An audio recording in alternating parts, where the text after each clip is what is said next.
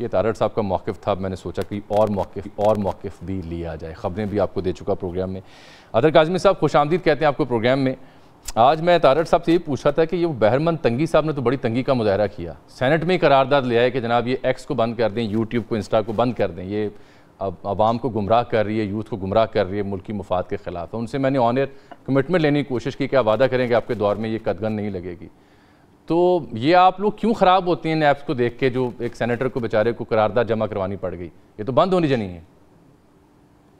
देखिए, बहरमन तंगी साहब ने तो अभी ख्वाहिश का इजहार किया। एक्स तो वैसे ही बंद है, वो पहले ही बंद है। अब इसके ऊपर उन्होंने करारदाद क्यों पेश की ये मुझे नहीं पता। ये तो पाकिस्तान पीपल्स पार्टी जो जमहूरियत के चैंपियन भी बनते हैं और आज़ादी राय के हवाले से एक मखसूस राय भी रखते हैं, ये तो उनकी जमात को वजात करनी चाहिए। ये वही बहरमन तंगी हैं जिन्होंने पहले कहा कि इलेक्शन को पोस्टपोन कर दिया जाए और पीपल्स पार्टी ने कहा कि इनको शो कॉज नोटिस जारी कर दिया गया है।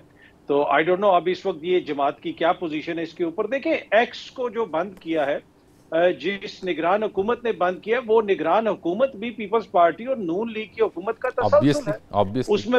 उसमें जो बहुत सारी शख्सियात हैं वो अभी दोबारा नून लीग और पीपल्स पार्टी में शामिल हो रही हैं। उसके जो वजीर दाखिला थे वो अब पीपल्स पार्टी के वो बन गए, वजीर आला बन गए हैं बलोचिस्तान के। इस तरह आप दीगर लोगों को भी देखेंगे तो ये उन्हीं का तसल्सल है, ये एक माइंड सेट है। ये सिर्फ आपको सोशल मीडिया पे नहीं, ये आपको जमीन पे भी नजर आता है। आप देख लें कि जब तक पीडीएम की हुकूमत रही, ये तारड़ साहब की हुकूमत रही, जब भी कोई जलसे जुलूस की बात आती है ये कहते हैं दफा 144 लगी है। क्या ये शुमाली कोरिया है?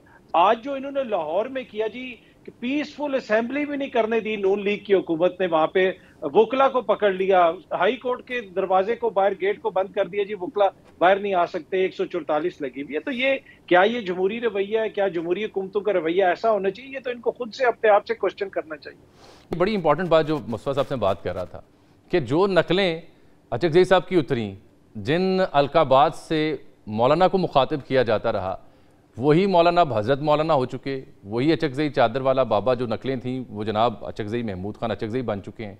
ये दोहरे मेयार नहीं है। अवाम क्या सोचे, इतना चाहने वाले लोग वोट देते हैं, सपोर्ट करते हैं, ये उनके साथ धोखा नहीं है?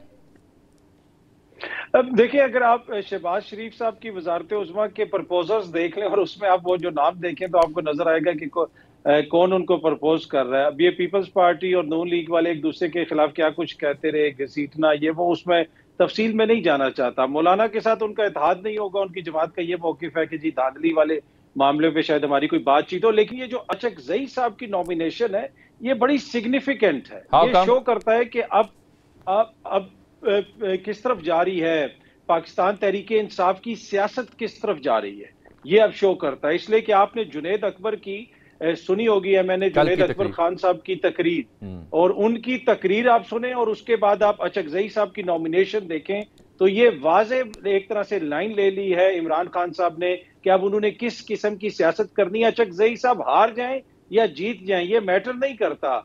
अगले 2 साल, 1.5 साल, 6 महीने, जितना अरसा ये असेंबली चलेगी, अचकज़ई साहब जो तकरीरें करते रहेंगे और उनको जो सपोर्ट हासिल होगी वहां पे तहरीक इंसाफ की, और जो बातें वो करते हैं, बहुत कम लोग उस तरह की बातें करते हैं ऐवान के अंदर।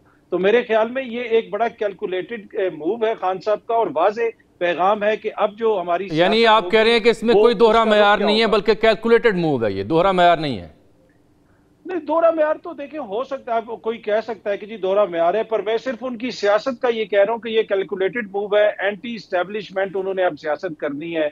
जो लोग इस किस्म का बयानिया रखेंगे वो लोग आगे लेके आएंगे। अब आप इससे इत्तेफाक कर सकते हैं, इख्तलाफ कर सकते हैं, लेकिन मुझे ये लगता है कि अब उन्होंने एक वाज़ेह फैसला ले लिया इस हवाले से। बैसाखियों का बड़ा अच्छा मेटाफर यूज़ किया है मुस्तफा साहब ने।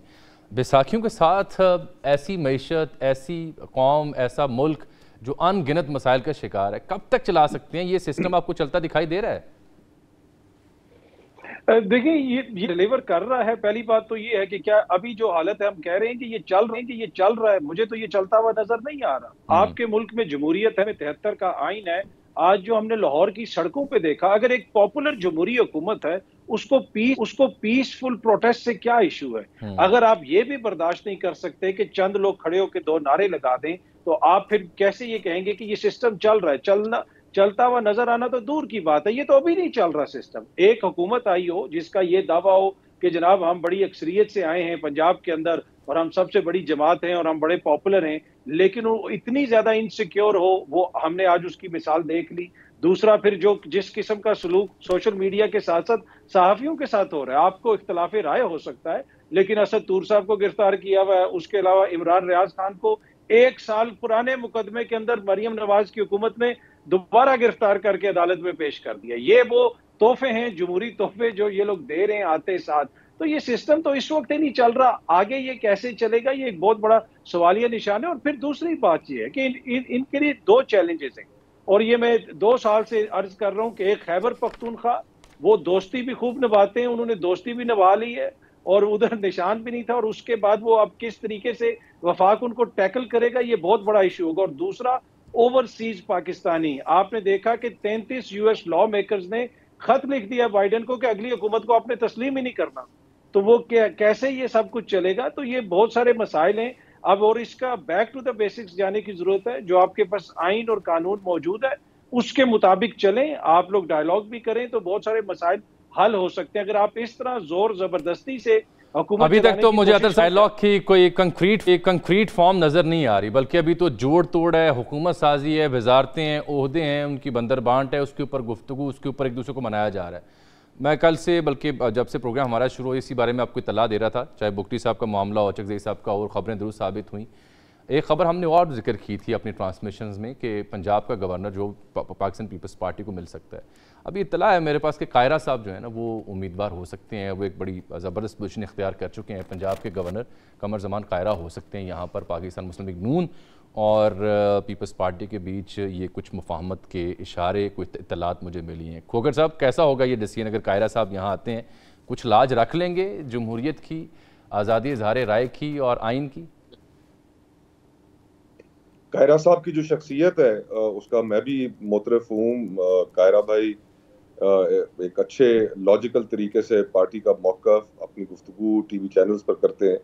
लोगों के अंदर उनकी शख्सियत के बारे में एक अच्छा तासुर मौजूद है, एक अच्छी चॉइस होंगे। लेकिन क्या गवर्नर के पास उस तरह के आईनी इख्तियारात मौजूद है कि जिनकी बुनियाद पर वो कुछ डिलीवर कर सकें? तो जो हमारी स्कीम ऑफ थिंग्स है पोस्ट 18th अमेंडमेंट, उसमें तो कोई ऐसे इख्तियारात नहीं है। दूसरा, क्या वो तवक्को ये होगी कि पीपल्स पार्टी को पंजाब के अंदर खड़ा कर सकेंगे? क्या ओहदों की बुनियाद एटलीस्ट एक्सेस तो मिल जाएगी ना, पंजाब में एक डेरा तो मिल जाएगा ना गवर्नर हाउस की छतर छाया में पीपल्स पार्टी के रिवाइवल के लिए?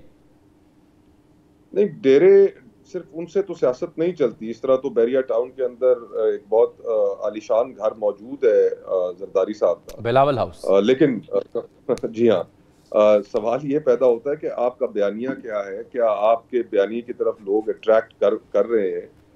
इस वक्त जो पॉलिटिक्स है पाकिस्तान पीपल्स पार्टी की, उसमें ज़्यादा झुकाव जो है वो पावर पॉलिटिक्स की जानिब है। पंजाब और खैबर पख्तूनख्वा के अंदर इस वक्त जिस सियासत की मेरे ख्याल से लोग चाहत रखते हैं, वो सियासत पीपल्स पार्टी कर नहीं पा रही। बिलावल साहब की शायद ख्वाहिश हो, लेकिन पावर पॉलिटिक्स का जो नैरेटिव है जिसके हामी नज़र आते हैं, वो डोमिनेट करता है इस वक्त पार्टी में।